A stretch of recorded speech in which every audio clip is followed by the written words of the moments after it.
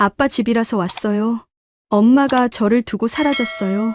은퇴하고 조용해질 줄 알던 밤, 문 앞에 16살 아이가 서 있었습니다. 남편의 자식이라며 엄마가 자길 두고 사라져 갈 데가 없다고 했어요. 그런데 남편은 놀라기보다 얼굴이 굳더군요. 며칠만 조용히 넘기자면서 저한테만 책임을 밀었고 통장엔 낯선 자동이체가 남아 있었습니다. 돈만 보냈다는 말로 내 집까지 흔들리게 만든 거였어요. 오늘 제 이야기를 끝까지 들어주시면 그날 제가 왜 결국 도장을 내려놓을 수밖에 없었는지, 이혼 뒤에 어떻게 제 삶을 다시 정리했는지까지 차근히 확인하실 수 있을 거예요. 지금 어디에서 보고 계신지도 댓글로 한 번만 남겨주세요. 여러분의 이야기도 듣고 싶습니다. 그럼 지금부터 남편의 자식이 내 집 문을 두드린 밤 결국 황혼 이혼을 선택한 저의 이야기를 있는 그대로 말씀드릴게요. 본문에 앞서 구독과 좋아요는 저희에게 큰 힘이 됩니다. 제 이름은 김현숙입니다. 올해 63입니다. 남편 박정호는 65인데 은퇴하고 이제 딱 한 달이 지났을 때였습니다. 그 전까지 남편은 회사를 오래 다녔고 저는 집에서 살림을 맡았습니다. 자식들은 이미 다 나갔고 남편과 저만 2층짜리 단독주택에서 살고 있었습니다. 남편이 일할 때는 잦은 회식이며 주말 접대까지 집에 없는 날이 많았습니다. 저는 그냥 그러려니 했습니다. 회사 생활이 원래 그런 거라고 생각했고 남편이 힘들게 벌어온 돈으로 아이들 교육도 시키고 집도 장만했으니 제가 뭐라고 할 입장이 아니었습니다. 그런데 가끔, 정말 가끔이지만 의심스러운 순간이 있었습니다. 늦게 들어온 날 옷에서 향수 냄새가 났다거나 전화가 오면 방으로 들어가서 받는다거나 그런 작은 순간들이었습니다. 한 번은 남편 차에서 낯선 영수증을 본 적도 있었습니다. 여성용 액세서리 가게 영수증이었는데 제가 받은 선물은 아니었습니다. 저는 그때도 넘어갔습니다. 저는 그때마다 생각했습니다. 이 나이에 가정을 깨기가 무섭다고요. 아이들도 다 컸고 집도 있고 노후 준비도 어느 정도 됐는데 지금 와서 뭘 따지겠습니까? 그래서 넘어갔습니다. 일부러 눈을 감았습니다. 모르는 척했습니다. 은퇴하고 나서는 남편이 집에 있는 시간이 많아졌습니다. 아침에 일어나서 신문 보고 낮잠 자고 저녁엔 텔레비전 보고 그렇게 하루가 갔습니다. 저는 남편 밥 차려주고 빨래하고 집 정리하고 그 사이사이 동네 마트에 나가거나 친구들 만나서 차 마시는 게 전부였습니다. 남편은 은퇴하고 나서 말수가 더 줄었습니다. 회사 다닐 때는 그래도 회사 얘기라도 했는데 이젠 그것도 없었습니다. 그냥 신문 보다가 텔레비전 보다가 낮잠 자다가 그렇게 하루를 보냈습니다. 저는 남편 옆에 있어도 혼자 있는 것 같았습니다. 그런데 은퇴하고 딱 한 달쯤 지났을 때 어느 날 저녁이었습니다. 그날은 날씨가 흐렸습니다. 비가 올 것 같은 날씨였습니다. 저는 저녁 준비를 하고 있었고 남편은 거실에서 뉴스를 보고 있었습니다. 저녁 6시쯤 됐을 때였습니다.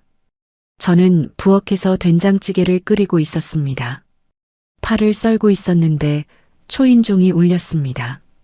저는 칼을 내려놓고 수건으로 손을 닦았습니다. 남편은 거실에서 움직이지 않았습니다. 뉴스만 보고 있었습니다. 저는 현관으로 나갔습니다. 인터폰 화면을 봤습니다. 낯선 아이가 서 있었습니다. 16살쯤 돼 보이는 여학생이었습니다. 교복을 입고 있었고 가방을 메고 있었습니다. 얼굴은 조금 창백해 보였습니다. 저는 문을 열었습니다. 아이는 저를 보더니 가만히 서 있었습니다. 저는 아이한테 물었습니다. 누구를 찾느냐고, 무슨 일이냐고 그렇게 물었습니다. 아이가 대답했습니다. 박정호 씨를 찾는다고 아빠라고 그렇게 말했습니다. 저는 순간 멈췄습니다. 아빠라는 말이 귀에 걸렸습니다. 아이는 계속 말했습니다. 엄마가 자기를 두고 사라졌다고, 아빠 집 주소를 알고 있어서 왔다고 그렇게 말했습니다. 저는 아이를 봤습니다. 아이는 울지도 않았고 떨지도 않았습니다. 그냥 담담하게 서 있었습니다. 저는 순간 이해가 안 됐습니다. 무슨 말인지, 누구 얘기인지 아무것도 연결이 안 됐습니다. 저는 그냥 서서 아이를 봤습니다. 아이도 저를 봤습니다. 저는 뒤를 돌아봤습니다. 거실에서 뉴스 소리가 들렸습니다. 저는 다시 아이를 봤습니다. 아이는 여전히 서 있었습니다. 가방을 양손으로 잡고 가만히 서 있었습니다. 저는 생각했습니다. 이게 장난인가, 사기인가, 아니면 진짜인가. 그런데 아이 얼굴을 보니까 장난칠 얼굴이 아니었습니다. 사기칠 얼굴도 아니었습니다. 그냥 지친 얼굴이었습니다. 저는 일단 아이를 현관 안쪽까지만 들였습니다. 며칠만 그 조건으로 들였습니다. 아이가 갈 곳을 찾을 때까지만 그렇게 생각했습니다. 저는 남편한테 물어봐야겠다고 생각했습니다. 저는 거실로 가서 남편을 불렀습니다. 남편은 텔레비전에서 눈을 떼지 않았습니다. 저는 다시 불렀습니다. 손님이 왔다고, 현관에 누가 왔다고 그렇게 말했습니다. 남편이 일어났습니다. 귀찮다는 표정이었습니다. 현관으로 나왔습니다. 그리고 아이를 봤습니다. 남편 얼굴이 굳었습니다. 순간적으로 굳었습니다. 저는 그 표정을 봤습니다. 남편의 첫 반응이 무슨 일이냐가 아니었습니다. 놀란 것도 아니었습니다. 남편은 낮은 목소리로 말했습니다. 조용히 하자고, 일단 안으로 들어가자고 그렇게 말했습니다. 저는 그 순간 뭔가 이상하다고 느꼈습니다.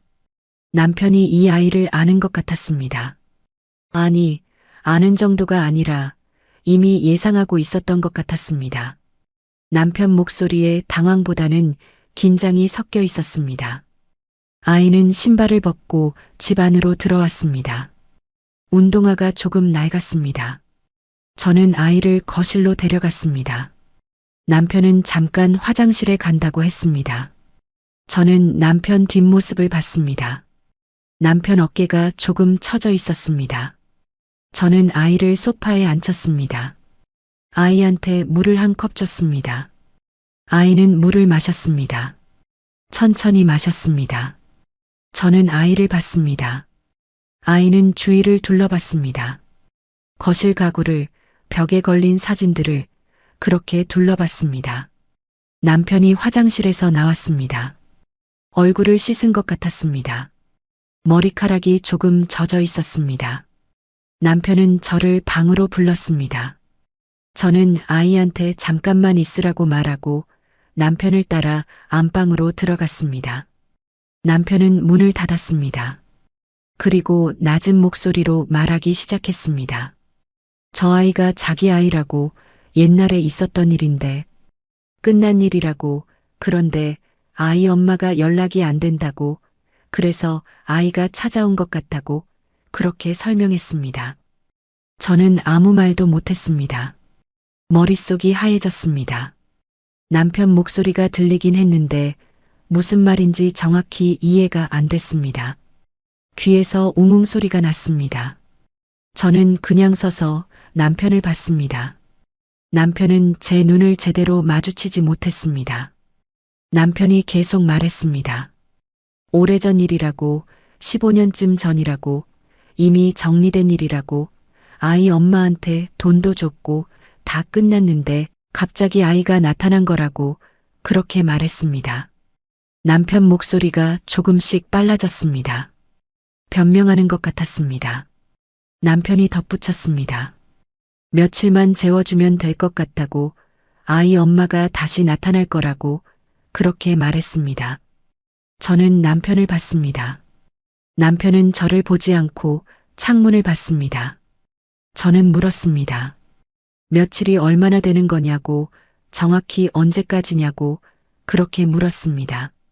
목소리가 떨렸습니다. 남편은 대답을 못했습니다. 그냥 며칠이라고만 했습니다. 길어야 일주일이라고 그렇게 말했습니다. 저는 더 묻고 싶었습니다.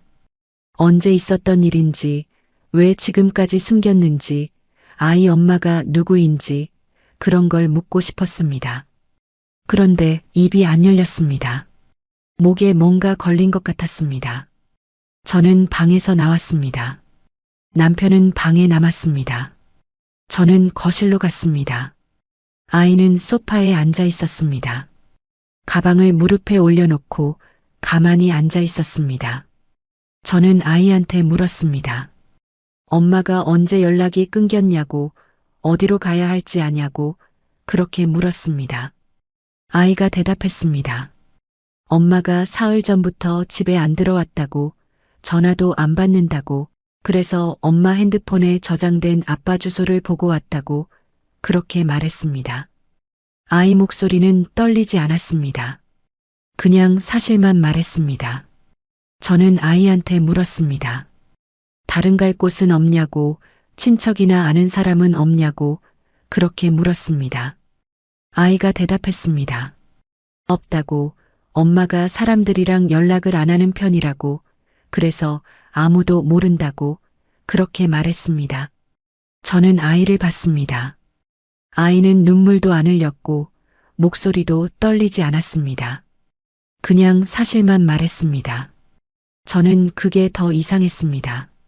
16살 아이가 엄마한테 버려진 상황인데 너무 차분했습니다. 마치 익숙한 것처럼 차분했습니다. 저는 아이한테 말했습니다. 일단 오늘은 여기서 자고 내일 엄마한테 연락을 다시 해보자고 그렇게 말했습니다. 아이는 고개를 끄덕였습니다. 고맙다는 말도 없었습니다. 그냥 고개만 끄덕였습니다. 저는 아이를 2층 빈 방으로 데려갔습니다. 옛날에 아이들이 쓰던 방이었는데 지금은 창고처럼 쓰고 있었습니다. 박스들이 쌓여 있었고 먼지가 쌓여 있었습니다. 저는 박스를 한쪽으로 옮기고 창문을 열어서 환기를 시켰습니다. 저는 2층 장롱에서 이불을 꺼냈습니다. 오래된 이불이었지만 깨끗했습니다. 저는 이불을 털고 침대에 깔아줬습니다.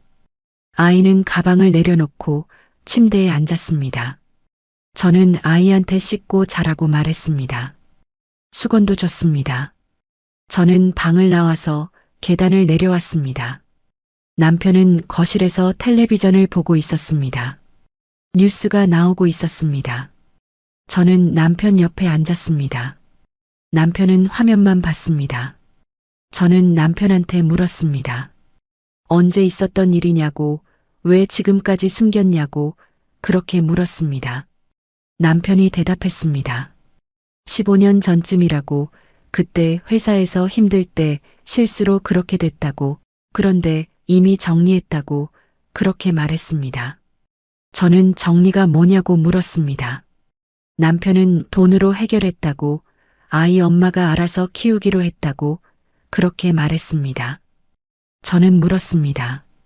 얼마를 줬냐고, 어떻게 약속했냐고, 그렇게 물었습니다. 남편은 대답을 얼버무렸습니다. 그냥 적당히 줬다고, 정확히 기억 안 난다고, 그렇게 말했습니다. 저는 남편이 거짓말하고 있다는 걸 느꼈습니다.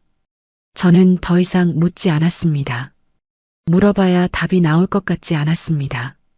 남편은 자기 할 말만 했고 제 질문엔 제대로 대답을 안 했습니다. 저는 그냥 텔레비전을 봤습니다. 화면에서 뭐가 나오는지 보이지 않았습니다. 그날 밤 저는 잠을 잘 수 없었습니다. 남편은 옆에서 코를 골았고 저는 천장만 봤습니다.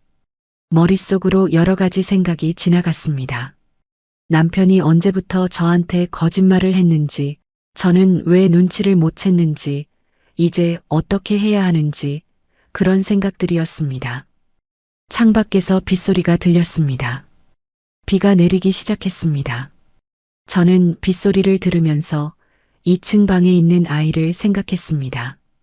아이도 잠을 못 자고 있을까 아니면 피곤해서 자고 있을까 그런 생각을 했습니다. 다음 날 아침 저는 일찍 일어났습니다. 남편은 아직 자고 있었습니다. 저는 조용히 부엌으로 가서 아침 준비를 했습니다. 밥을 짓고 국을 끓이고 반찬을 내놨습니다. 평소처럼 했습니다. 그런데 손이 떨렸습니다. 아이가 내려왔습니다. 7시쯤 됐을 때였습니다. 아이는 씻은 것 같았습니다. 머리가 젖어 있었습니다. 저는 아이한테 밥상을 차려줬습니다. 아이는 말없이 밥을 먹었습니다. 저는 아이 맞은편에 앉아서 커피를 마셨습니다. 아이가 밥을 다 먹었을 때 저는 물었습니다. 학교는 어떻게 할 거냐고, 오늘도 안 갈 거냐고 그렇게 물었습니다. 아이가 대답했습니다. 며칠 쉬어도 될 것 같다고, 선생님한테 연락했다고 그렇게 말했습니다. 저는 고개를 끄덕였습니다. 그리고 아이한테 말했습니다. 엄마한테 다시 전화를 해보라고, 혹시 연락이 될지 모른다고 그렇게 말했습니다. 아이는 핸드폰을 꺼냈습니다. 전화를 걸었습니다. 저는 아이를 봤습니다. 전화가 연결되지 않았습니다. 여전히 꺼져 있었습니다. 아이는 문자도 보냈습니다. 답이 없었습니다. 아이는 핸드폰을 내려놓았습니다. 저는 아이한테 물었습니다. 엄마가 평소에도 이렇게 연락이 안 될 때가 있었냐고 그렇게 물었습니다. 아이가 대답했습니다. 가끔 있었다고, 엄마가 일하러 나가면 며칠씩 연락이 안 될 때도 있었다고 그렇게 말했습니다. 저는 물었습니다. 그럼 이번에도 그런 거 아니냐고, 곧 돌아올 거 아니냐고 그렇게 물었습니다. 아이가 대답했습니다. 잘 모르겠다고, 이번엔 좀 다른 것 같다고 그렇게 말했습니다. 저는 왜 다르냐고 물었습니다. 아이가 말했습니다. 엄마가 가기 전에 아빠 주소를 알려줬다고, 평소엔 그런 적 없었다고 그렇게 말했습니다. 저는 아이 말을 듣고 뭔가 찜찜했습니다. 아이 엄마가 의도적으로 아이를 여기로 보낸 것 같았습니다. 아이한테 아빠 주소를 알려주고 사라진 것 같았습니다. 남편이 내려왔습니다. 8시쯤 됐을 때였습니다. 남편은 늦게 일어났고 저는 남편한테 따로 밥을 차려줬습니다. 남편은 밥을 먹으면서 아이를 힐끗힐끗 봤습니다. 아이는 거실에서 텔레비전을 보고 있었습니다. 저는 남편한테 말했습니다. 아이 엄마한테 전화가 안 된다고, 여전히 꺼져 있다고 그렇게 말했습니다. 남편이 물었습니다. 그럼 어떻게 하냐고, 계속 기다려야 하냐고 그렇게 물었습니다. 저는 대답했습니다. 남편이 아이 엄마한테 연락할 방법이 없냐고, 남편이 가진 번호가 있냐고 그렇게 물었습니다. 남편은 없다고 했습니다. 예전에 쓰던 번호는 다 바뀌었을 거라고, 15년이나 지났는데 같은 번호를 쓸 리 없다고 그렇게 말했습니다. 저는 답답했습니다. 아이를 어디로 보내야 할지, 누구한테 연락해야 할지 아무것도 정해진 게 없었습니다. 남편은 며칠만 기다리면 될 거라고만 했습니다. 그 며칠이 정확히 언제까지인지는 말하지 않았습니다. 그날 오후 남편은 집을 나갔습니다. 동네 친구 만난다고 했습니다. 당구 치러 간다고 했습니다. 저는 아이랑 둘이 집에 남았습니다. 아이는 텔레비전을 봤고 저는 부엌에서 저녁 준비를 했습니다. 저는 감자를 깎으면서 아이를 생각했습니다. 저는 아이를 보면서 이상한 기분이 들었습니다. 미워해야 할 것 같은데 미움이 안 생겼습니다. 아이가 뭘 잘못한 건 아니니까요. 그냥 태어난 게 잘못은 아니니까요. 저는 감자를 다 깎고 거실로 나갔습니다. 아이한테 물었습니다. 배고프지 않냐고, 간식 먹을 거 없냐고 그렇게 물었습니다. 아이가 대답했습니다. 괜찮다고, 배 안 고프다고 그렇게 말했습니다. 저는 아이 옆에 앉았습니다. 아이한테 물었습니다. 평소에 집에서 어떻게 지냈냐고, 엄마랑 같이 살았냐고 그렇게 물었습니다. 아이가 대답했습니다. 엄마랑 같이 살았다고, 그런데 엄마가 자주 집을 비웠다고 그렇게 말했습니다. 저는 물었습니다. 아빠 얘기는 들어본 적 있냐고, 엄마가 아빠에 대해 말한 적 있냐고 그렇게 물었습니다. 아이가 대답했습니다. 가끔 말했다고, 아빠가 있긴 한데 따로 산다고 그렇게 말했다고 합니다. 저는 더 이상 묻지 않았습니다. 아이한테 더 물어봐야 아이만 힘들 것 같았습니다. 저녁 때 남편이 돌아왔습니다. 술 냄새가 났습니다. 많이 마신 것 같지는 않았지만 냄새가 났습니다. 저는 밥을 차려줬고 셋이서 밥을 먹었습니다. 아무도 말이 없었습니다. 숟가락 소리만 났습니다. 시계 소리도 들렸습니다. 밥을 먹고 나서 남편이 저한테 말했습니다. 아이 학교는 어떻게 하냐고, 계속 쉬게 할 순 없으니까 뭔가 처리를 해야 한다고 그렇게 말했습니다. 저는 남편을 봤습니다. 남편이 왜 그걸 저한테 묻는지 이해가 안 됐습니다. 남편 아이잖아요. 남편이 알아서 해야 하는 거 아닌가요? 그런데 남편은 계속 저를 봤습니다. 당신이 좀 알아봐 달라고, 자기는 이런 일에 익숙하지 않다고 그렇게 말했습니다. 저는 물었습니다. 무슨 일에 익숙하지 않냐고, 자기 아이 일인데 왜 익숙하지 않냐고 그렇게 물었습니다. 남편은 대답을 얼버무렸습니다. 그냥 당신이 이런 거 잘하잖냐고, 학교 연락 같은 거 그렇게 말했습니다. 저는 그때 뭔가 잘못 돌아가고 있다는 걸 느꼈습니다. 며칠이 일주일이 됐고 일주일이 열흘이 됐습니다. 아이 엄마한테는 계속 연락이 안 됐습니다. 전화는 여전히 꺼져 있었고 문자도 답이 없었습니다. 저는 남편한테 경찰에 신고를 하자고 했습니다. 실종 신고라도 해야 하는 거 아니냐고 그렇게 말했습니다. 남편은 안 된다고 했습니다. 경찰 가면 동네에 소문난다고, 아이 엄마가 곧 나타날 거라고, 조금만 더 기다려보자고 그렇게 말했습니다. 저는 물었습니다. 조금이 얼마냐고, 정확히 언제까지 기다리냐고 그렇게 물었습니다. 남편은 대답을 안 했습니다. 저는 이해가 안 됐습니다. 아이가 여기 있는데 아이 엄마가 어디 있는지도 모르는데 왜 경찰에 신고를 못하는 건지 그게 이해가 안 됐습니다. 그런데 남편 얼굴을 보니까 남편은 무서워하고 있었습니다. 경찰이 무서운 게 아니라 사람들이 아는 게 무서운 거였습니다. 동네 사람들한테, 친구들한테, 친척들한테 이 일이 알려지는 게 무서운 거였습니다. 남편은 체면이 깎이는 게 제일 무서웠습니다. 저는 그때부터 아이 문제가 제 몫이 되기 시작했습니다. 아이 밥은 제가 차렸고, 아이 빨래는 제가 했고, 아이가 필요한 물건이 있으면 제가 사왔습니다.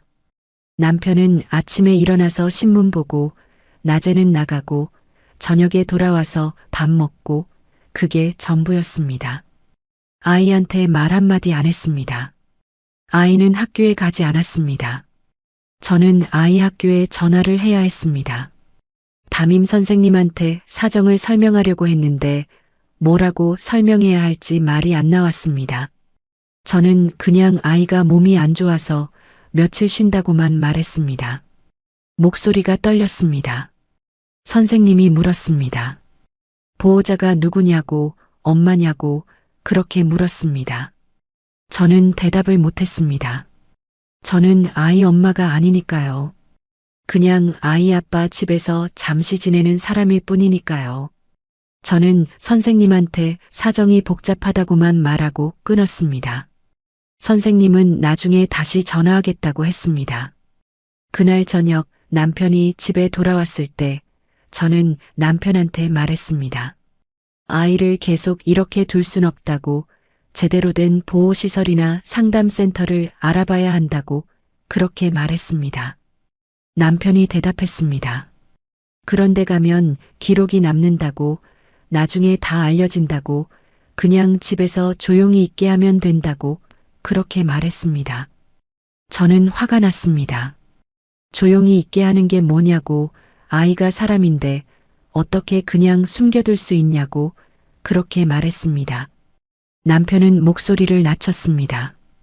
당신이 너무 예민하게 반응한다고, 그냥 며칠만 더 참으면 된다고, 아이 엄마가 나타나면 다 정리될 거라고 그렇게 말했습니다. 저는 남편을 봤습니다. 남편은 진짜로 아이 엄마가 나타날 거라고 믿는 것 같았습니다. 아니면 그렇게 믿고 싶어 하는 것 같았습니다. 저는 더 이상 말하지 않았습니다.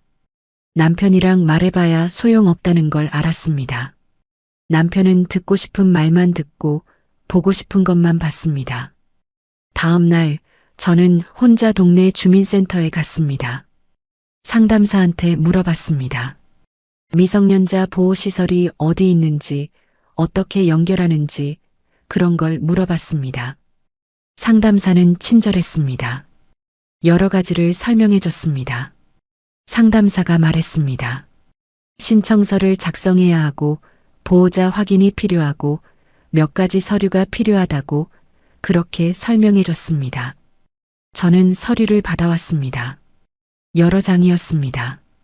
집에 돌아와서 저는 서류를 봤습니다. 보호자란에 이름을 쓰는 칸이 있었습니다. 저는 남편 이름을 쓰려고 했습니다. 펜을 들었습니다. 그런데 손이 안 움직였습니다. 저는 생각했습니다. 남편 이름을 쓰면 남편이 이 일에 책임을 지게 됩니다. 공식적으로 기록으로 남게 됩니다. 남편은 그게 싫을 겁니다. 절대 서명 안 할 겁니다. 그렇다고 제 이름을 쓸 수도 없었습니다. 저는 아이 보호자가 아니니까요. 저는 서류를 내려놓았습니다. 그리고 창밖을 봤습니다. 날씨가 흐렸습니다. 비가 올 것 같았습니다. 그날 저녁 저는 남편한테 서류를 보여줬습니다. 남편은 서류를 보더니 얼굴이 굳었습니다. 그리고 저한테 물었습니다.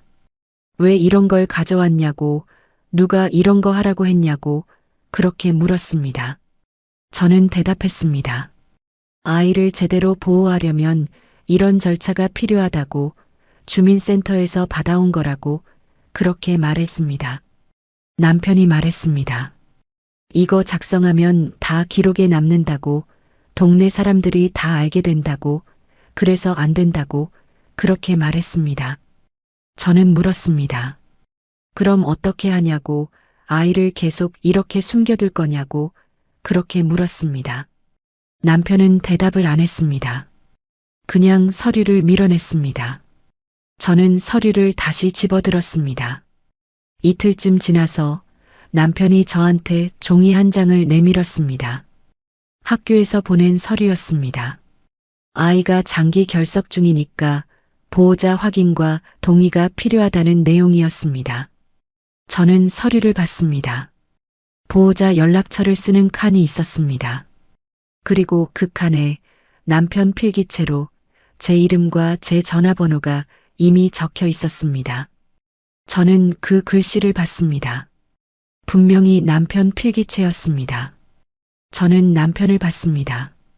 남편은 제 눈을 안 마주쳤습니다. 그냥 말했습니다. 일단 이렇게 처리하면 학교 쪽은 조용해질 거라고, 당신 번호로 해놓으면 나중에 연락도 당신한테 가니까 편하다고 그렇게 말했습니다. 저는 물었습니다. 왜 제 번호냐고, 왜 남편 번호가 아니냐고 그렇게 물었습니다. 목소리가 떨렸습니다. 화가 났습니다.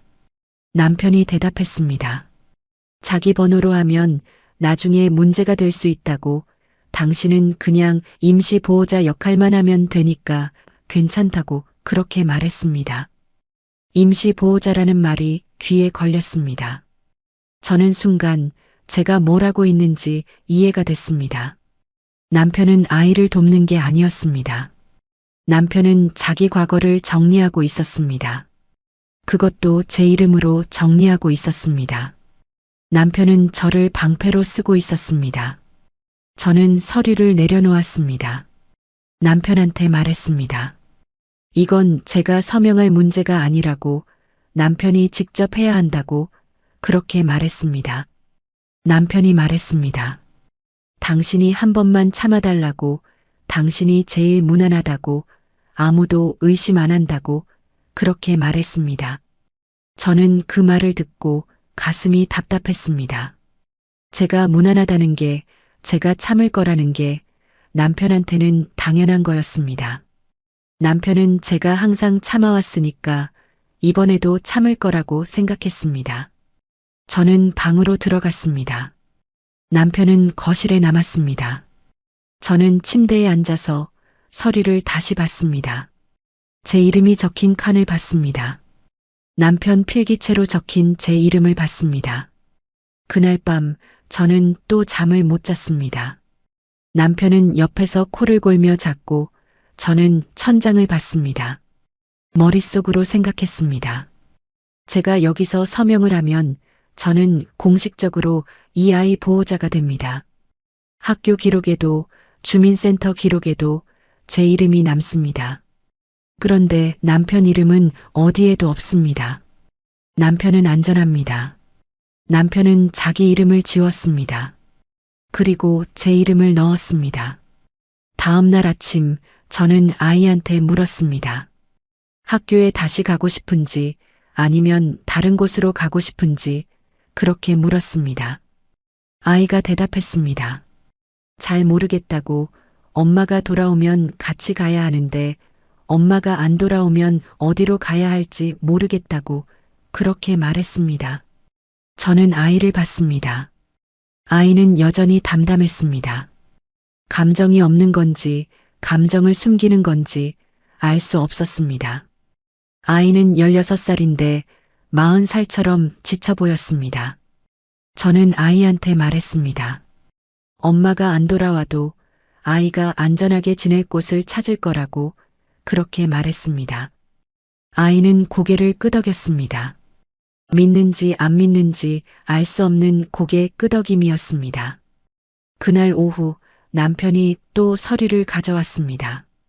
이번엔 다른 서류였습니다. 아이 건강검진 동의서였습니다.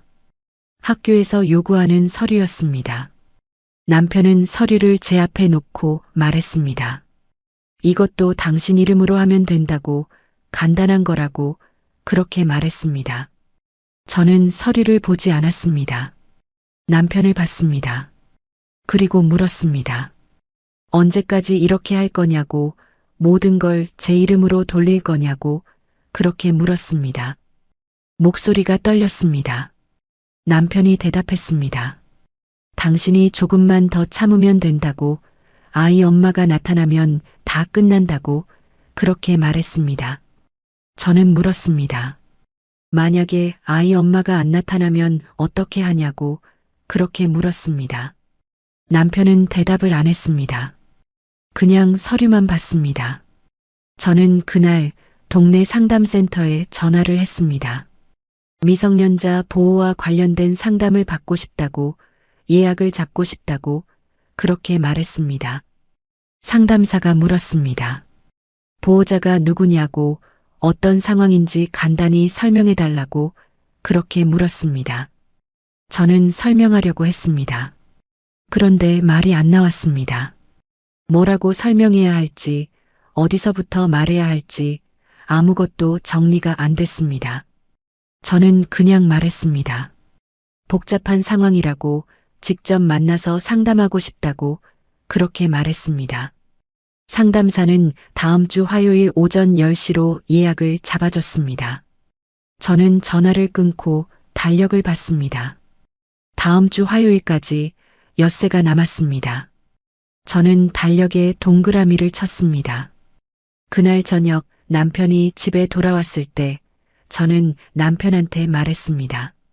다음 주에 상담센터 가기로 예약했다고, 아이 문제를 제대로 처리하려면 전문가 도움이 필요하다고 그렇게 말했습니다.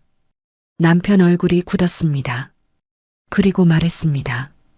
그런데 가면 기관에 다 신고된다고 조용히 해결할 수 있는데 왜 굳이 그러냐고 그렇게 말했습니다.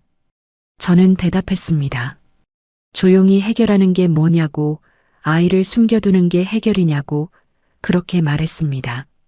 남편은 목소리를 높였습니다. 당신이 너무 오버한다고, 그냥 집에서 조용히 보내면 되는 건데 왜 자꾸 밖으로 새려고 하냐고 그렇게 말했습니다. 저는 남편을 봤습니다. 남편은 화가 난 게 아니었습니다. 겁을 먹고 있었습니다. 남편 목소리가 떨리고 있었습니다. 저는 물었습니다. 밖에 새면 뭐가 문제냐고, 남편이 뭘 그렇게 무서워하냐고 그렇게 물었습니다. 남편이 낮게 말했습니다. 밖에 새면 당신이 제일 망신이라고, 사람들이 당신을 어떻게 볼 것 같냐고 그렇게 말했습니다. 저는 그 순간 뭔가 깨달았습니다. 남편은 저를 걱정하는 게 아니었습니다. 남편은 자기가 망신당할까봐 무서워하는 거였습니다. 그런데 그걸 제 탓으로 돌리고 있었습니다. 당신이 망신당한다고, 당신을 위해서라고 그렇게 말하고 있었습니다. 저는 남편한테 말했습니다. 망신은 제가 당하는 게 아니라 남편이 당하는 거라고 그렇게 말했습니다. 남편 얼굴이 하얗게 됐습니다. 다음 날 저는 서류를 다시 봤습니다. 남편이 제 이름을 적어 놓은 그 서류를 다시 봤습니다. 보호자 연락처 칸에 제 이름과 전화번호가 적혀 있었습니다. 그 아래에 관계를 쓰는 칸이 있었습니다. 남편은 그 칸을 비워뒀습니다. 저는 그 빈칸을 보면서 생각했습니다. 여기에 뭐라고 써야 하는 걸까요? 아빠 아내, 임시보호자? 아니면 그냥 빈칸으로 둘까요? 저는 남편한테 물었습니다. 관계 칸은 왜 안 채웠냐고, 여기에 뭐라고 쓰라는 거냐고 그렇게 물었습니다. 남편이 대답했습니다. 그냥 보호자라고만 쓰면 된다고, 구체적으로 안 써도 된다고 그렇게 말했습니다. 저는 이해가 됐습니다. 남편은 제가 정확히 누구인지 밝히고 싶지 않았습니다. 그냥 이름 없는 보호자로, 책임만 지는 사람으로 남기고 싶었습니다. 관계를 명확히 하면 남편이 드러나니까요. 남편은 그게 싫었습니다. 저는 서류를 내려놓고 남편한테 말했습니다. 이건 제가 서명할 수 없다고, 남편이 직접 해야 한다고 다시 한번 그렇게 말했습니다. 남편은 한숨을 쉬었습니다. 그리고 말했습니다. 당신이 왜 이렇게 어렵게 만드냐고, 그냥 이름 한번 쓰는 건데 그렇게 큰일도 아닌데 왜 자꾸 거부하냐고 그렇게 말했습니다. 저는 대답했습니다. 이름 한번 쓰는 게 아니라고, 이건 책임을 지는 거라고, 제가 이 아이 보호자로 기록에 남는 거라고 그렇게 말했습니다. 남편이 말했습니다. 그래도 당신이 제일 무난하다고, 당신 이름으로 하면 문제없이 넘어간다고 그렇게 말했습니다. 저는 그 말을 듣고 화가 났습니다. 제가 무난하다는 게, 제가 가만히 있을 거라는 게 남편한테는 확실한 거였습니다. 남편은 제가 평생 그렇게 살아왔으니까 이번에도 그럴 거라고 생각했습니다. 저는 남편한테 물었습니다. 남편은 왜 자기 이름을 안 쓰냐고, 남편 아이인데 왜 남편이 책임을 안 지냐고 그렇게 물었습니다. 남편이 대답했습니다. 자기 이름이 들어가면 나중에 문제가 된다고, 회사 사람들한테 알려질 수 있다고, 그래서 안 된다고 그렇게 말했습니다. 저는 물었습니다. 회사는 이미 그만뒀는데 뭐가 문제냐고 그렇게 물었습니다. 남편이 말했습니다.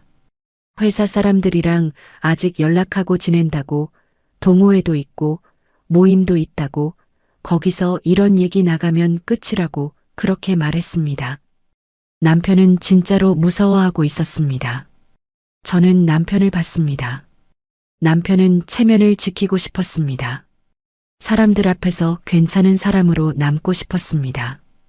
그래서 저를 앞에 세웠습니다. 저한테 책임을 넘겼습니다.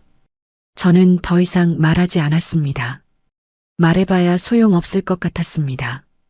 그날 오후 저는 아이한테 물었습니다. 엄마가 예전에 어떻게 지냈는지, 아이한테 뭐라고 말했는지 그런 걸 물어봤습니다. 아이가 대답했습니다.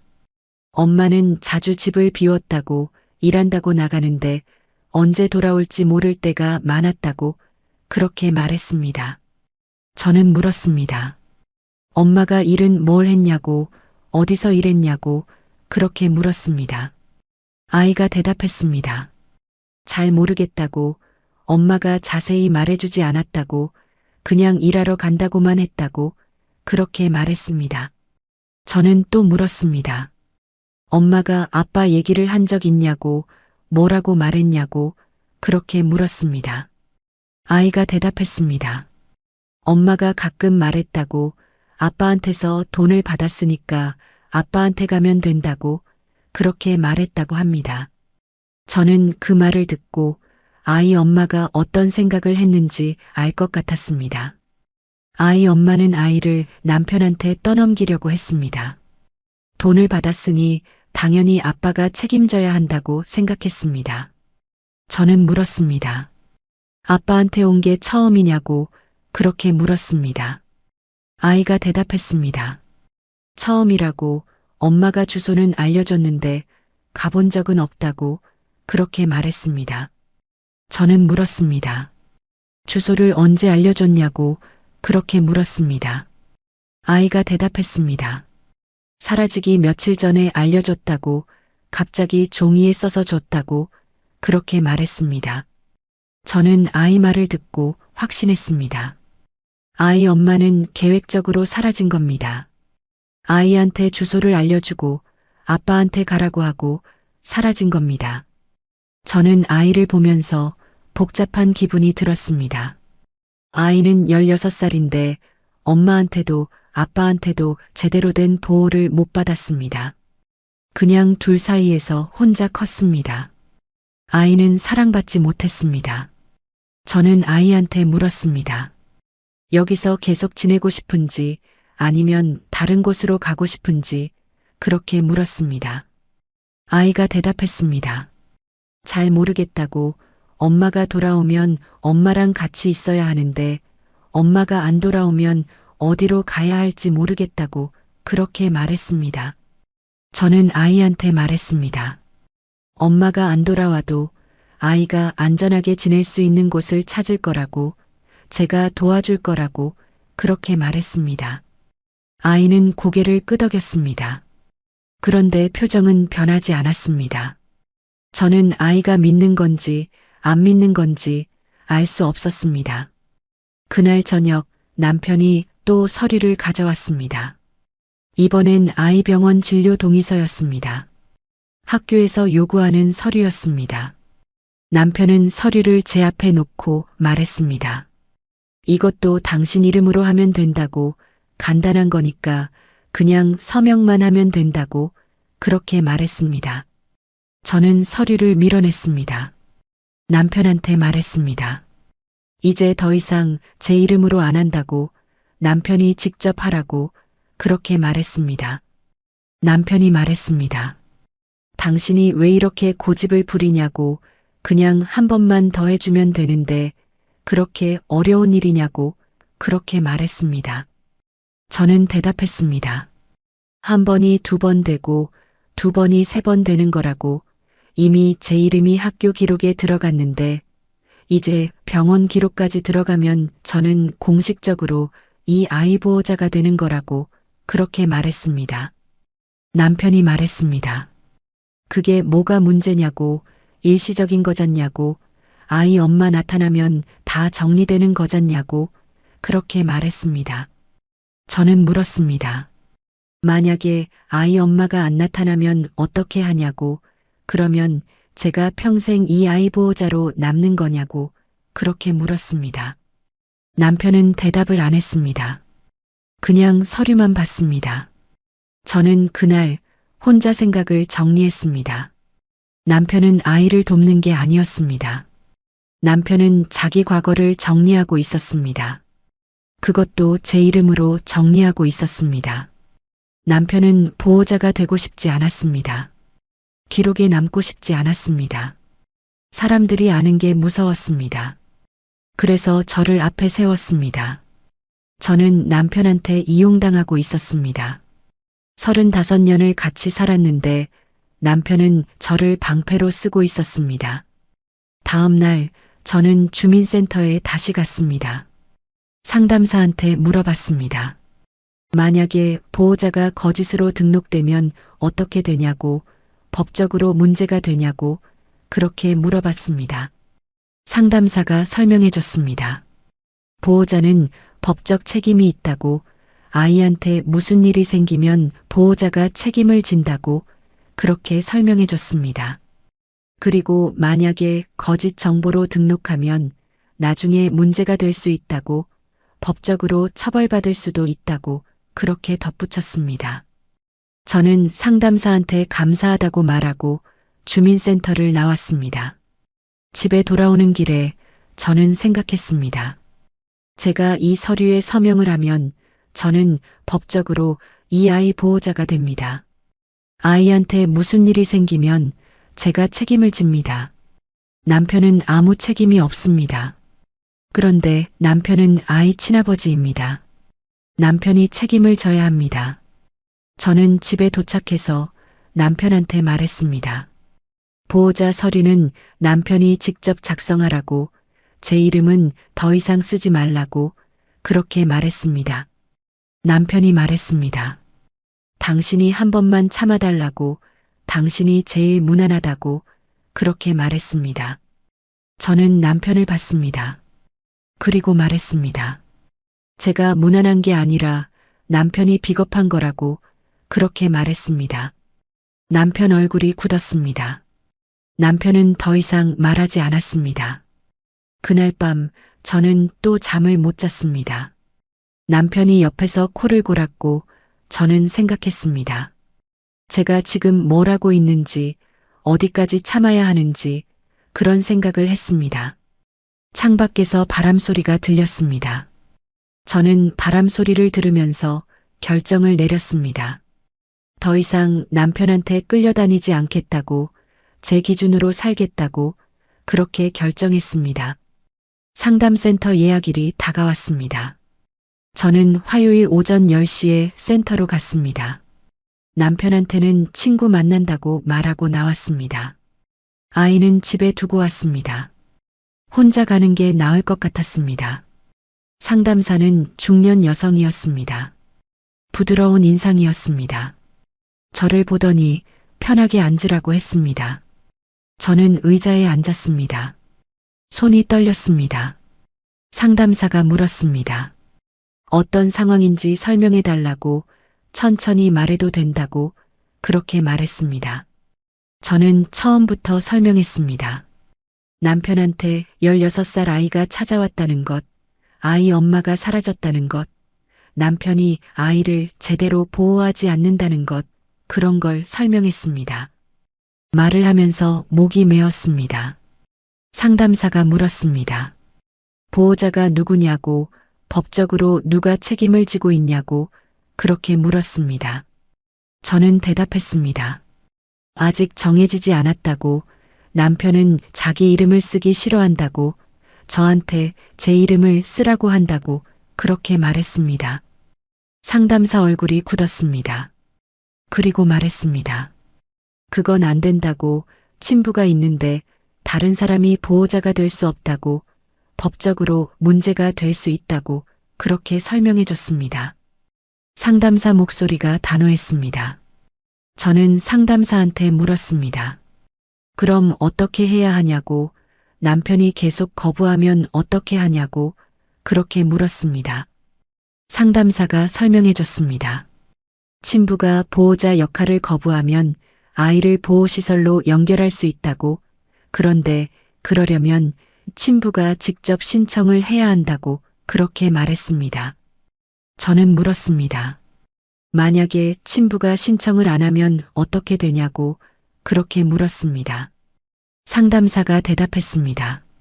그러면 아이가 방치되는 상황이니까 신고를 할 수 있다고, 아동보호기관에 연락할 수 있다고 그렇게 말했습니다. 저는 상담사 말을 듣고 생각했습니다. 신고를 하면 남편이 제일 무서워하는 일이 일어납니다. 기관이 개입하고 기록이 남고 사람들이 알게 됩니다. 남편은 그걸 제일 무서워했습니다. 저는 상담사한테 감사하다고 말하고 센터를 나왔습니다. 밖은 날씨가 좋았습니다. 햇빛이 따뜻했습니다. 저는 햇빛을 받으며 걸었습니다. 집에 돌아오는 길에 저는 결정을 내렸습니다. 더 이상 남편 눈치를 보지 않겠다고, 제대로 된 절차를 밟겠다고 그렇게 결정했습니다. 제 손으로 정리하겠다고 그렇게 생각했습니다. 집에 도착했을 때 남편은 거실에 있었습니다. 저는 남편한테 말했습니다. 상담센터 다녀왔다고, 전문가 의견을 들었다고 그렇게 말했습니다. 남편이 얼굴이 굳었습니다. 그리고 물었습니다. 왜 혼자 갔냐고, 자기한테 말도 안 하고 갔냐고 그렇게 물었습니다. 저는 대답했습니다. 남편이 계속 반대해서 혼자 갔다고, 그런데 상담사가 말하길 친부가 보호자가 되어야 한다고, 다른 사람이 보호자가 되면 법적으로 문제가 된다고 그렇게 설명했습니다. 남편이 말했습니다.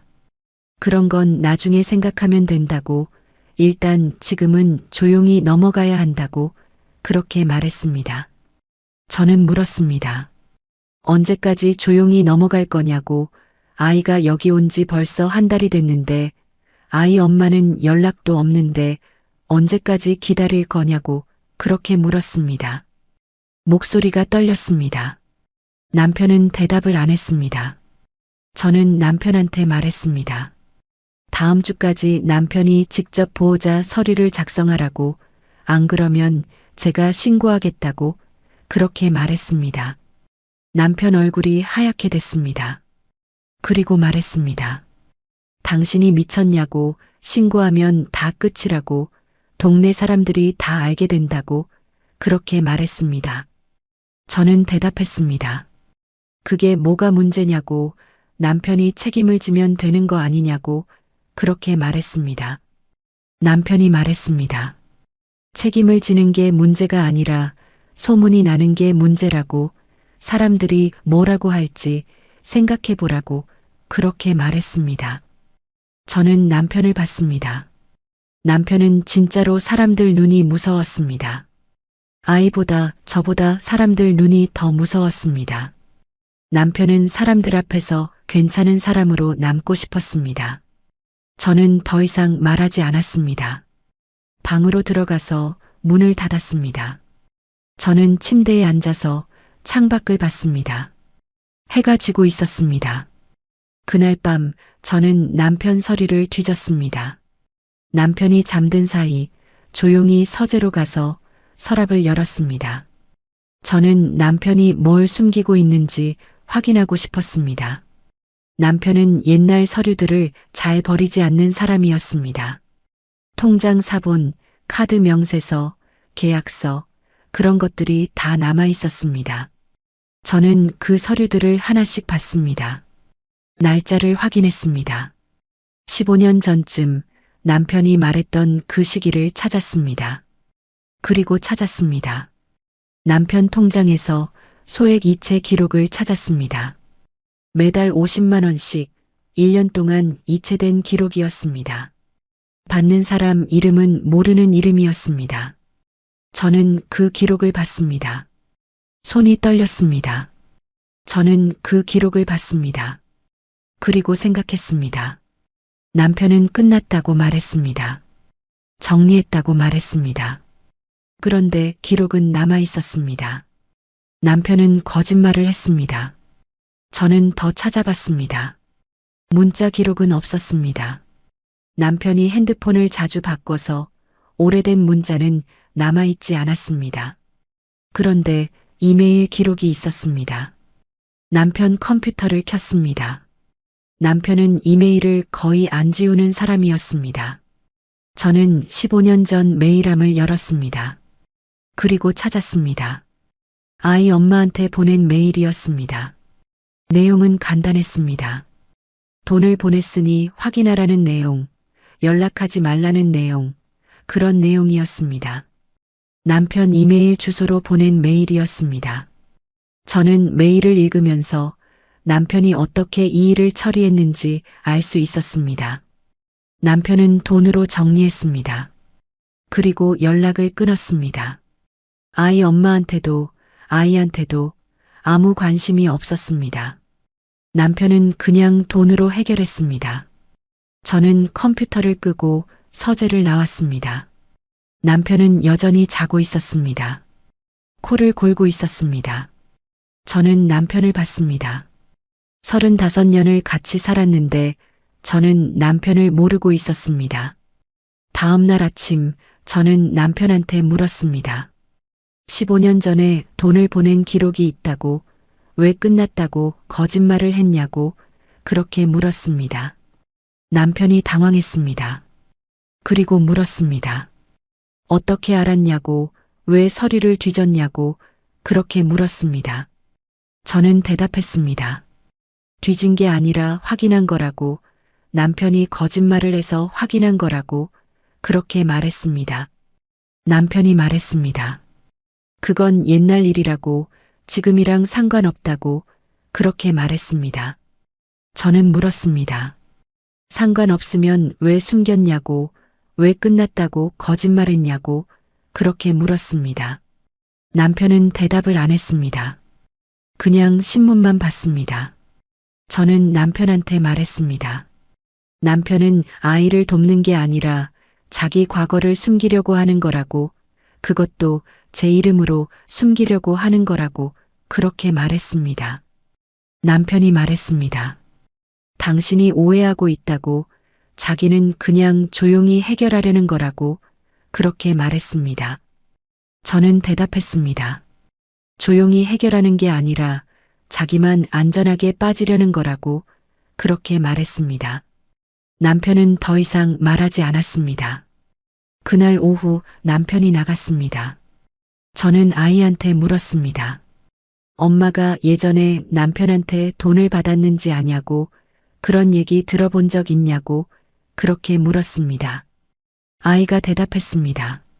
잘 모르겠다고, 엄마가 그런 얘기는 안 했다고, 그런데 가끔 엄마가 말하길 아빠가 돈을 줬으니까 아빠한테 가면 된다고 그렇게 말했다고 합니다. 저는 아이를 봤습니다. 아이는 엄마한테도 아빠한테도 제대로 사랑받지 못했습니다. 그냥 돈으로 정리된 존재였습니다. 아이는 사람이 아니라 문제였습니다. 남편한테도 아이 엄마한테도 아이는 그냥 해결해야 할 문제였습니다. 저는 아이한테 말했습니다. 아이 잘못이 아니라고, 아이가 안전하게 지낼 수 있도록 제가 도와줄 거라고 그렇게 말했습니다. 아이는 고개를 끄덕였습니다. 그날 저녁 남편이 돌아왔을 때 저는 남편한테 마지막으로 물었습니다. 보호자 서류를 남편이 직접 작성할 거냐고, 아니면 제가 신고할 거냐고 그렇게 물었습니다. 남편이 낮게 말했습니다.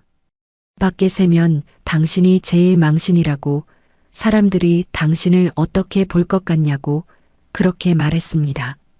저는 그 말을 듣고 웃음이 나왔습니다. 남편은 끝까지 저를 이용하려고 했습니다. 저를 겁주고 저를 앞에 세우고 자기는 뒤에 숨으려고 했습니다. 남편은 저를 방패로 쓰고 있었습니다. 저는 남편한테 말했습니다. 망신은 제가 당하는 게 아니라 남편이 당하는 거라고 그렇게 말했습니다. 남편 얼굴이 굳었습니다. 남편은 더 이상 말하지 않았습니다. 저는 그날 밤 결정을 내렸습니다. 더 이상 남편한테 끌려다니지 않겠다고, 제 이름으로 남편 과거를 정리하지 않겠다고 그렇게 결정했습니다. 저는 침대에 누워서 천장을 봤습니다. 남편은 옆에서 자고 있었습니다. 코를 골고 있었습니다. 저는 생각했습니다. 제가 왜 여기까지 왔는지, 제가 왜 이렇게 살았는지 그런 생각을 했습니다. 35년을 남편과 살았습니다. 아이들을 키우고 집을 장만하고 남편을 뒷바라지했습니다. 그런데 남편은 저를 방패로 썼습니다. 다음 날 아침 저는 아이한테 말했습니다. 오늘 상담센터에 같이 가자고, 제대로 된 보호를 받을 수 있도록 도와줄 거라고 그렇게 말했습니다. 아이는 고개를 끄덕였습니다. 저는 남편한테 말했습니다. 오늘 아이랑 상담센터 간다고, 남편도 같이 가야 한다고 그렇게 말했습니다. 남편이 거부했습니다. 자기는 안 간다고, 당신이 알아서 하라고 그렇게 말했습니다. 저는 대답했습니다. 그럼 혼자 가겠다고, 그런데 상담사한테 모든 사실을 말하겠다고, 친부가 보호 거부하고 있다고, 다른 사람 이름으로 떠넘기려 한다고, 그렇게 말하겠다고, 그렇게 말했습니다. 남편 얼굴이 하얗게 됐습니다. 저는 아이를 데리고 집을 나왔습니다.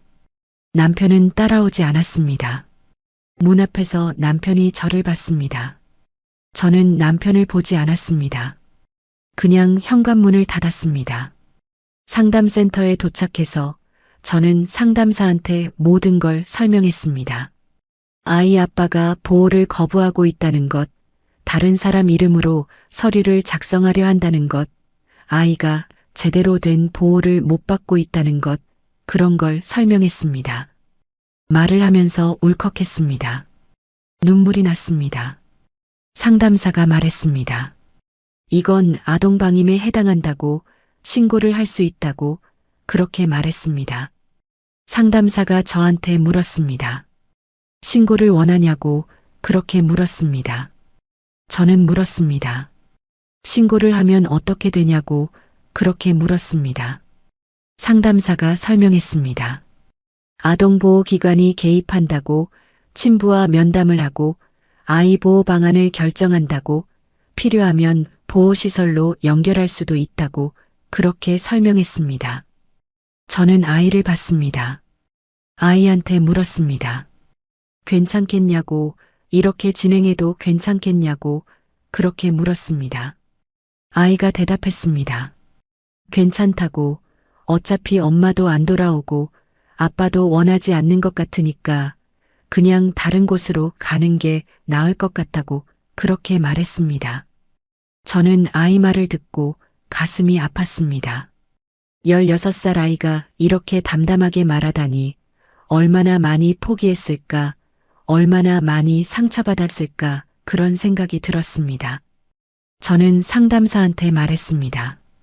신고하겠다고, 아이가 안전하게 보호받을 수 있도록 해달라고 그렇게 말했습니다. 상담사가 고개를 끄덕였습니다. 그리고 절차를 설명해 줬습니다. 서류를 작성했습니다. 저는 센터를 나와서 아이랑 함께 집으로 돌아왔습니다. 집에 들어갔을 때 남편은 거실에 앉아 있었습니다. 저를 보더니 얼굴이 굳었습니다. 저는 남편한테 말했습니다. 신고했다고, 아동보호기관에서 곧 연락 올 거라고 그렇게 말했습니다. 남편이 소리를 질렀습니다. 당신이 미쳤냐고, 이제 다 끝이라고, 동네 사람들이 다 알게 됐다고 그렇게 소리를 질렀습니다. 저는 처음으로 남편이 소리를 지르는 걸 봤습니다. 저는 대답했습니다. 끝난 게 아니라 시작이라고, 이제부터 제대로 된 절차를 밟는 거라고 그렇게 말했습니다. 남편이 말했습니다. 당신이 이러면 나만 망신당한다고, 사람들이 나를 어떻게 볼 거냐고 그렇게 말했습니다. 저는 남편을 봤습니다. 남편은 끝까지 자기 체면만 생각했습니다. 아이는 생각하지 않았습니다. 저도 생각하지 않았습니다. 남편은 자기 체면만 생각했습니다. 저는 남편한테 말했습니다. 망신은 남편이 자초한 거라고, 남편이 책임을 지지 않아서 생긴 일이라고 그렇게 말했습니다. 남편은 더 이상 말하지 않았습니다. 그냥 소파에 앉아서 고개를 숙였습니다. 며칠 후 아동보호기관에서 연락이 왔습니다. 담당자가 집으로 방문하겠다고 했습니다. 저는 날짜를 정했습니다. 담당자가 왔습니다. 남편과 저, 그리고 아이랑 면담을 했습니다. 담당자는 중년 남성이었습니다. 차분한 목소리였습니다. 담당자가 남편한테 물었습니다. 아이 친부가 맞냐고, 왜 보호자 역할을 하지 않았냐고, 그렇게 물었습니다. 남편은 제대로 대답하지 못했습니다. 그냥 사정이 복잡하다고, 일시적인 상황이라고, 그런 말만 반복했습니다. 담당자가 말했습니다. 친부가 보호를 거부하는 상황이니까 아이를 보호시설로 연결하겠다고, 그게 아이한테 제일 안전하다고 그렇게 말했습니다. 남편은 아무 말도 하지 않았습니다. 그냥 고개만 숙이고 있었습니다. 저는 담당자한테 물었습니다. 아이가 안전하게 지낼 수 있냐고, 필요한 게 있으면 제가 도와줄 수 있냐고 그렇게 물었습니다. 담당자가 대답했습니다. 아이가 안전하게 지낼 수 있도록 최선을 다하겠다고, 필요한 물건이 있으면 연락하겠다고 그렇게 말했습니다. 저는 고개를 끄덕였습니다. 일주일 후 아이가 집을 떠났습니다. 보호시설로 갔습니다. 저는 아이한테 필요한 물건들을 챙겨줬습니다. 옷, 수건, 학용품, 그런 것들을 챙겨줬습니다. 저는 아이한테 말했습니다. 아이 잘못이 아니라고, 아이가 건강하게 자라기를 바란다고 그렇게 말했습니다. 아이는 고개를 끄덕였습니다. 그리고 처음으로 작게 웃었습니다. 저는 그 웃음을 봤습니다. 가슴이 뭉클했습니다. 저는 아이가 떠나는 모습을 봤습니다. 아이는 가방을 메고 담당자와 함께 현관을 나갔습니다. 저는 문 앞에서 아이를 봤습니다. 아이가 돌아봤습니다. 손을 흔들었습니다. 저도 손을 흔들었습니다. 문이 닫혔습니다. 아이가 떠났습니다. 아이가 떠나고 나서 집은 조용해졌습니다. 남편은 말이 없었고 저도 말이 없었습니다. 남편은 거실에서 텔레비전만 봤고 저는 부엌에서 설거지만 했습니다. 그날 저녁 남편이 저한테 서류 한 장을 내밀었습니다. 학교에서 온 서류였습니다. 아이 전학 동의서였습니다. 보호자 서명이 필요하다는 내용이었습니다. 남편이 말했습니다. 이것만 서명해달라고, 마지막이라고 그렇게 말했습니다. 저는 서류를 봤습니다. 보호자 칸에 또 제 이름이 적혀 있었습니다. 남편 필기체로 적혀 있었습니다. 저는 서류를 남편한테 돌려줬습니다. 그리고 말했습니다. 안 된다고, 이제 더 이상 제 이름으로 남편 일을 처리하지 않겠다고 그렇게 말했습니다. 남편이 말했습니다. 이게 마지막이라고, 이것만 하면 다 끝난다고 그렇게 말했습니다. 저는 대답했습니다. 마지막도 없다고, 처음부터 제가 할 일이 아니었다고 그렇게 말했습니다. 남편이 말했습니다. 서류만 찍으면 끝이라고, 도장만 찍으면 된다고 그렇게 말했습니다. 저는 남편을 봤습니다. 남편은 끝까지 저를 이용하려고 했습니다. 끝까지 저한테 책임을 떠넘기려고 했습니다. 저는 도장을 꺼냈습니다. 그리고 탁자 위에 내려놓았습니다. 찍지 않았습니다. 그냥 내려놓았습니다. 그리고 남편한테 말했습니다. 내가 찍을 도장은 당신 뒤처리 도장이 아니라고 그렇게 말했습니다. 남편 얼굴이 하얗게 됐습니다. 저는 자리에서 일어났습니다. 그리고 방으로 들어갔습니다. 그날 밤 저는 남편한테 말했습니다. 분리거주를 하겠다고, 당분간 따로 살겠다고 그렇게 말했습니다. 남편이 물었습니다. 왜 그렇게까지 하냐고, 그냥 조용히 넘어가면 되는 건데 그렇게 말했습니다. 저는 대답했습니다.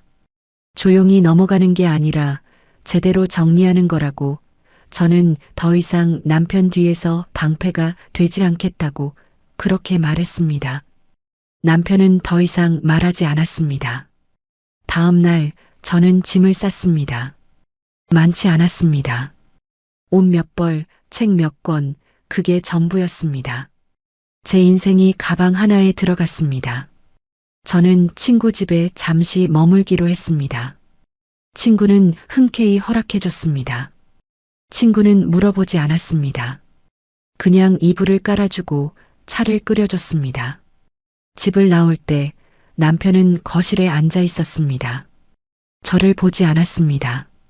저도 남편을 보지 않았습니다. 저는 문을 열고 나갔습니다. 친구 집에서 보름쯤 지냈습니다. 그 사이 저는 변호사를 만났습니다. 황혼 이혼에 대해 상담을 받았습니다. 변호사 사무실은 동네에서 조금 멀었습니다. 버스를 타고 갔습니다. 변호사가 설명했습니다. 이혼 사유가 명확하다고, 남편의 혼외 자녀 문제와 보호 거부가 충분한 사유가 된다고 그렇게 설명했습니다. 변호사는 중년 여성이었습니다. 차분하게 설명해 줬습니다. 저는 변호사한테 물었습니다. 절차가 어떻게 되냐고, 얼마나 걸리냐고 그렇게 물었습니다. 변호사가 설명했습니다. 협의 이혼이 가능하면 빠르게 끝날 수 있다고, 남편이 거부하면 재판 이혼으로 가야 한다고 그렇게 말했습니다. 저는 변호사한테 말했습니다. 절차를 진행하겠다고, 남편한테 이혼 의사를 전달하겠다고 그렇게 말했습니다. 변호사가 고개를 끄덕였습니다. 서류를 작성했습니다. 저는 남편한테 전화를 했습니다. 남편은 전화를 받지 않았습니다. 한 번, 두 번, 세 번 받지 않았습니다. 저는 문자를 보냈습니다. 이혼하고 싶다고, 변호사랑 상담했다고 그렇게 문자를 보냈습니다. 1시간쯤 지나서 남편한테서 답이 왔습니다. 만나서 얘기하자고, 집으로 오라고 그런 문자였습니다. 저는 대답했습니다. 만날 필요 없다고, 변호사 통해서 진행하겠다고 그렇게 답했습니다. 남편한테서 또 문자가 왔습니다. 당신이 왜 이렇게까지 하냐고, 그냥 조용히 살면 되는 건데, 그런 문자였습니다. 저는 답하지 않았습니다. 핸드폰을 내려놓았습니다. 한 달쯤 지나서 남편한테서 연락이 왔습니다. 협의 이혼에 동의하겠다고, 조건을 얘기하고 싶다고 그런 연락이었습니다. 저는 변호사한테 말했습니다. 남편이 협의 이혼에 동의했다고, 조건 협의를 시작하겠다고 그렇게 말했습니다. 변호사가 남편 측 변호사랑 협의를 시작했습니다. 저는 그 과정에 직접 참여하지 않았습니다. 변호사한테 맡겼습니다. 저는 그 사이 아이한테 연락을 했습니다. 보호시설 담당자한테 연락해서 아이가 어떻게 지내는지 물어봤습니다. 담당자가 대답했습니다. 아이가 잘 적응하고 있다고, 학교도 다시 다니기 시작했다고, 친구도 사귀기 시작했다고 그렇게 말했습니다. 저는 담당자한테 말했습니다. 아이한테 필요한 게 있으면 연락 달라고, 제가 도와줄 수 있는 게 있으면 돕고 싶다고 그렇게 말했습니다. 담당자가 고맙다고 말했습니다. 이혼 협의는 2달 정도 걸렸습니다. 재산 분할, 위자료, 그런 것들을 정했습니다. 저는 많이 요구하지 않았습니다. 집 절반, 그게 전부였습니다. 남편은 처음에는 거부했습니다. 집을 팔아야 한다고, 그러면 자기가 갈 곳이 없다고 그렇게 말했습니다. 저는 변호사 통해서 전달했습니다. 집을 팔기 싫으면 제 몫을 돈으로 정산하라고 그렇게 전달했습니다. 남편은 결국 동의했습니다. 이혼이 성립됐습니다. 법원에서 서류를 받았습니다. 저는 서류를 받으러 법원에 갔습니다. 남편도 왔습니다. 저는 남편을 봤습니다. 남편은 저를 보지 않았습니다. 저는 서류를 받았습니다. 그리고 법원을 나왔습니다. 저는 서류를 보면서 이상한 기분이 들었습니다. 35년 결혼 생활이 종이 한 장으로 정리됐습니다. 슬프지는 않았습니다. 후회도 없었습니다. 그냥 담담했습니다. 이혼하고 나서 저는 작은 원룸을 얻었습니다. 동네 외곽에 있는 조용한 곳이었습니다. 버스 정류장에서 걸어서 5분 거리였습니다. 집은 작았지만 제 공간이었습니다. 제 이름으로 계약했고 제 돈으로 월세를 냈습니다. 저는 처음으로 제 이름으로 된 집에 살았습니다. 저는 집을 정리했습니다. 옷장을 정리하고 책장을 정리하고 서류함을 정리했습니다. 하나하나 정리하면서 제 삶을 정리했습니다. 서류함을 정리하다가 예전 서류들이 나왔습니다. 남편 이름으로 된 통장, 남편 이름으로 된 보험, 그런 것들이었습니다. 저는 그 서류들을 봤습니다. 그리고 생각했습니다. 저는 평생 남편 뒤에 있었습니다. 남편 이름 뒤에, 남편 그늘 아래, 그렇게 살았습니다. 저는 제 이름으로 살지 않았습니다. 이제는 달라졌습니다. 제 이름으로 된 통장이 있었습니다. 제 이름으로 된 집이 있었습니다. 제 이름으로 된 삶이 있었습니다. 저는 서류함을 닫고 자리에 앉았습니다. 창밖을 봤습니다. 해가 지고 있었습니다. 노을이 붉었습니다. 저는 생각했습니다.